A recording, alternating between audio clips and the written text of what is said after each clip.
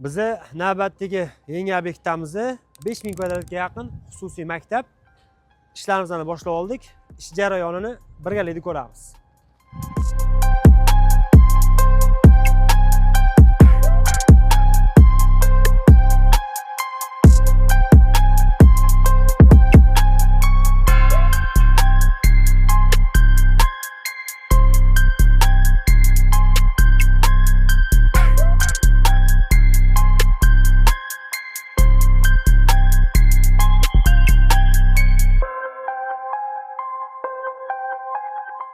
Ish jarayoniga to'xtaladigan bo'lsak, biz bu binoimizni ham to'pli pol, ham batareykadan foydalanib isitmoqchimiz.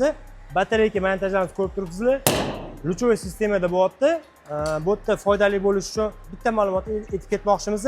Bu ham holatdan kelib chiqib maktab bo'lgani uchun biz batareykamizni podacha обратка kranlariga faqat обратка kranlaridan foydalanyapmiz.